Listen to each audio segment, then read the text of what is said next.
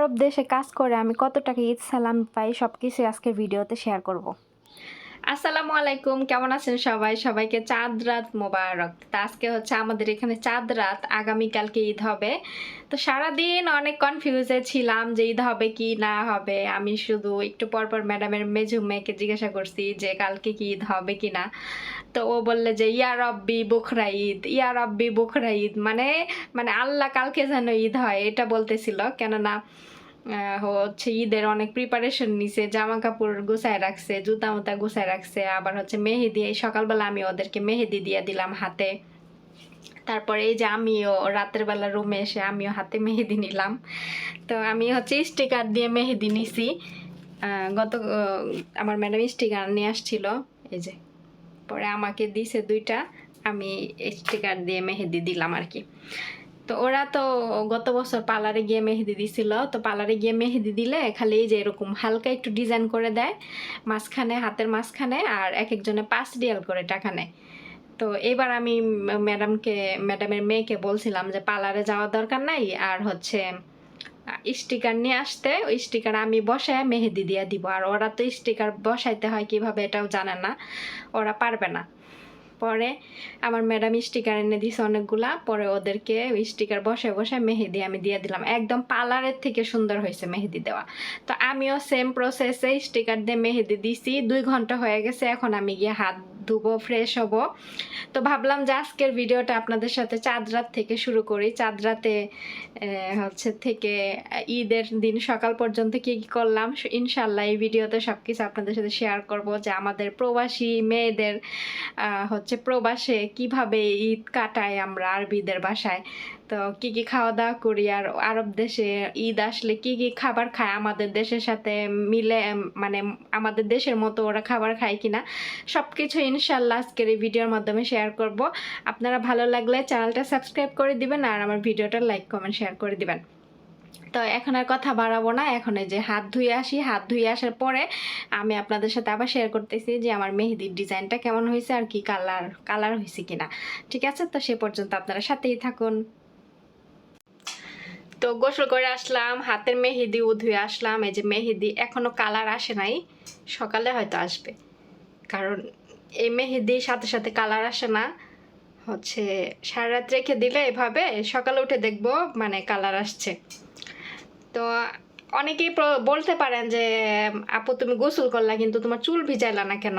আসলে এখানে হচ্ছে পানি এত পরিমাণে খারাপ, মানে আমার চুল আরো ঘন ছিল, উঠে এখন অর্ধেক আছে। এখন প্রতিদিন যদি চুল ভিজাই এই কয়টাও থাকবো না। ঠিক আছে, তো আমি সপ্তাহে 2 দিন চুলে শ্যাম্পু কন্ডিশনার দেই, তো ওই 2 দিনই চুল ভিজাই, আর চুল ভিজাই না। প্রতিদিন এই পানিতে চুল ভিজাইলে যে কয়টা আছে এই কয়টাও থাকবো না। তো তো যাই হোক, এখন হচ্ছে ঘুমায় যাব ইনশাল্লাহ। আবার সকাল থেকে হচ্ছে মানে শুরু করব যে সকাল থেকে কি কি করি ইনশাল্লাহ। আগামীকাল তো ঈদ, সবাইকে ঈদ মোবারক। শুভ সকাল সবাইকে, ঈদ মোবারক।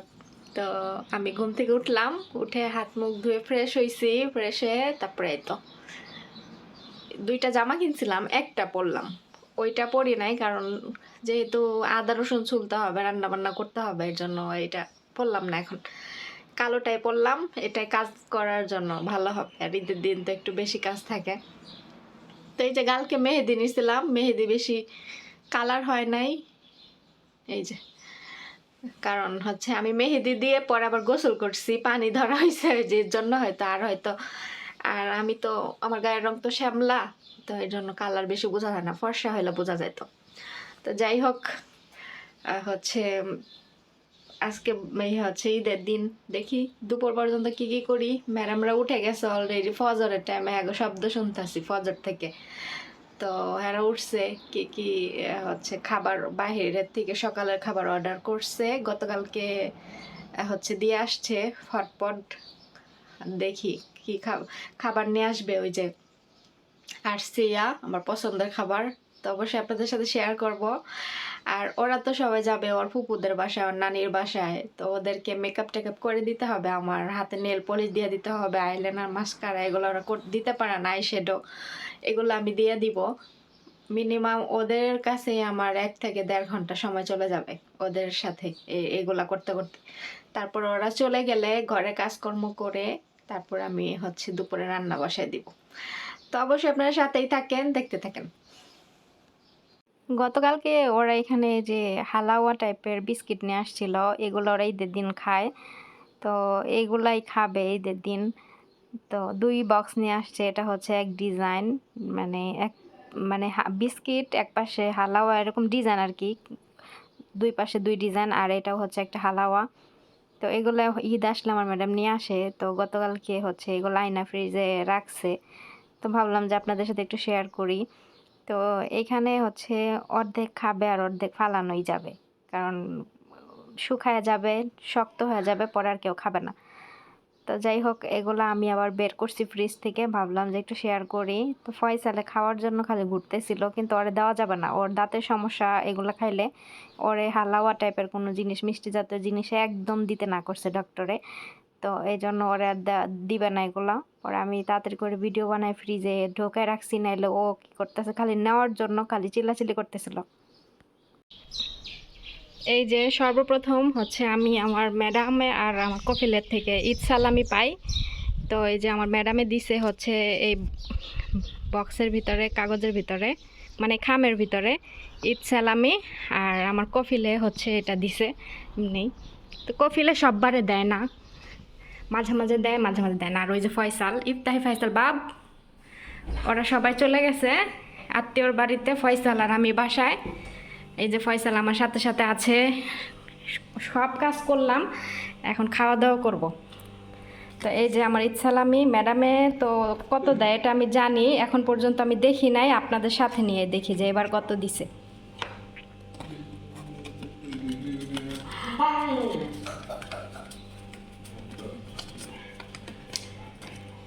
এই যে 10 রিয়াল, এই 10 রিয়াল হচ্ছে আমার ম্যাডামে দিছে ঈদ সালামি, আর এই 5 রিয়াল হচ্ছে আমার কফিলে দিছে। কফিল অনেকে আবার বুঝেন না, মানে আমার ম্যাডামের হাজব্যান্ড দিছে। তো আরও দিবে হচ্ছে আমার ম্যাডামের বোনেরা দেয়, ম্যাডামের কাছে পাঠাই দিবে।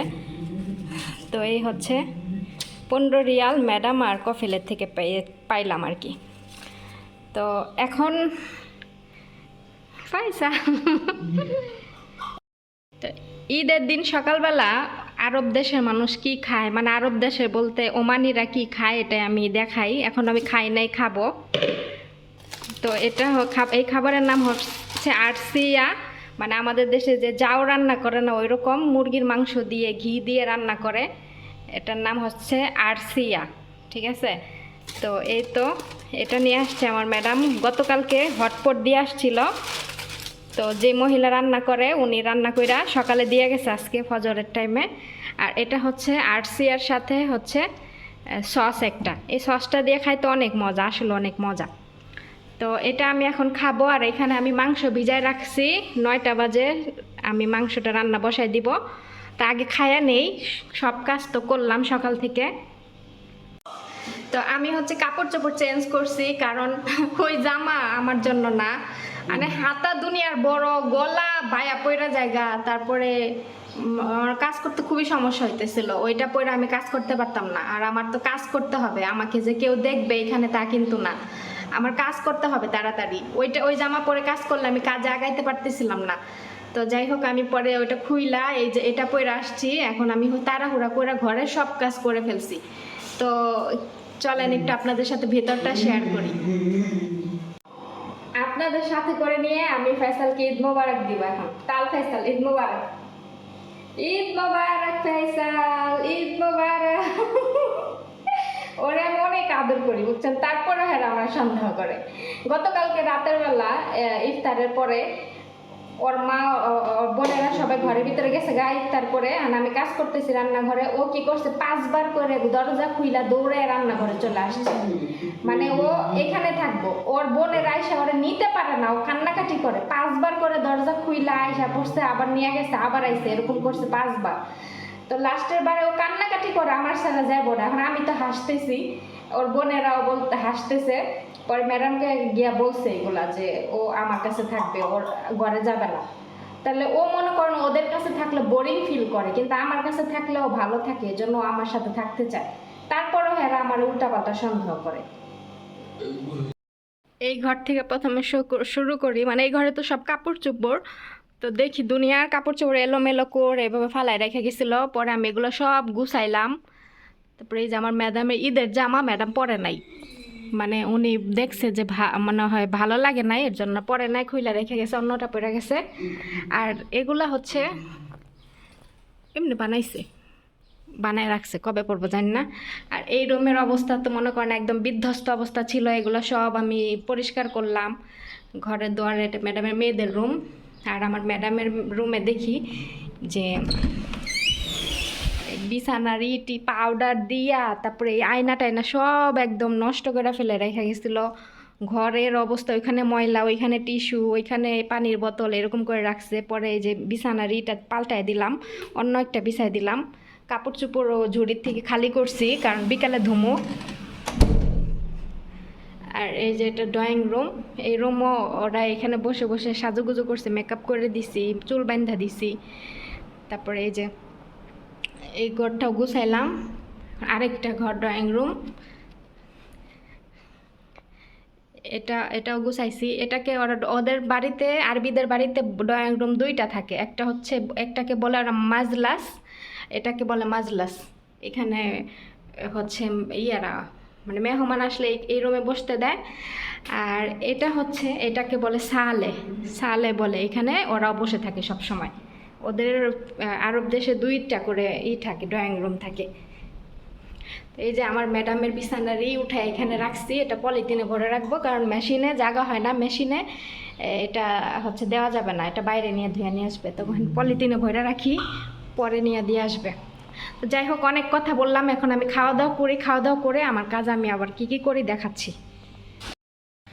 এই যে আমি খাবারটা নিয়ে বসলাম, সস নিছি, তারপর এখানে কাপের মধ্যে সব সস নিছি, যদি লাগে আরও নিব, কারণ সস দিয়ে, বেশি করে সস দিয়ে খাইতে ভালো লাগে এটা। তো খাবারটা খেয়ে নেই আমি, ক্ষুধা লেগে গেছে অনেক।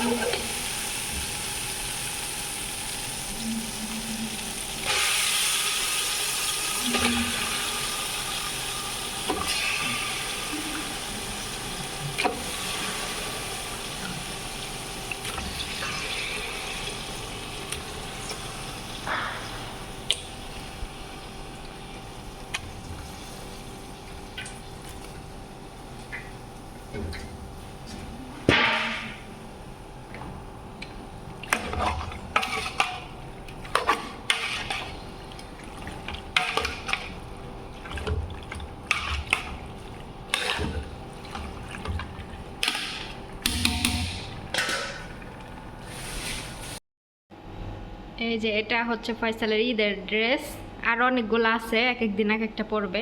আজকে কালোটা পরাইছে, কারণ দুপুরবেলা মাংস দিয়ে ভাত খাইলে, মাংস খাইলে ঝোলমল ভরে নষ্ট হয়ে যাবে, এর জন্য কালোটা পরছে। মাশাল্লাহ বলবেন সবাই।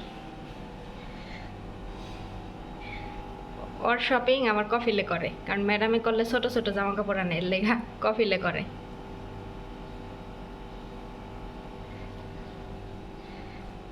মালটা খাচ্ছে মালটা। অনেকে আমাকে বলছেন যে ফয়সালকে মালটা কাইটা দেন না কেন, তো ওরে মালটা কাইটা দিতে হয় না, ও মালটা কমলার মতো ছুলে ছুলে খায়, কাটতে হয় না। দেখেন কি সুন্দর করে মালটা ছুলছে, দেখাই, এই দেখেন কি সুন্দর করে ছুলছে, দেখছেন একদম কমলার মতো ছুলছে। আমার ক্যামেরা সরাই দেয়, ও ক্যামেরা ধরতে দিব না। মাশাআল্লাহ।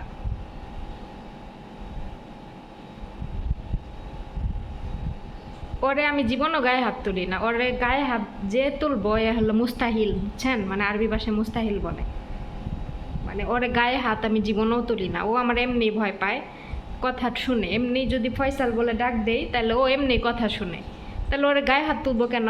হুদাই ম্যাডামে আমাকে সন্দেহটা করলো।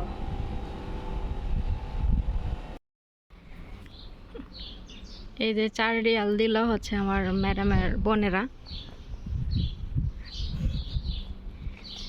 ম্যাডামের কাছে পাঠাই দিছে 4 রিয়াল, 2 বোনে 2 রিয়াল করে দিছে।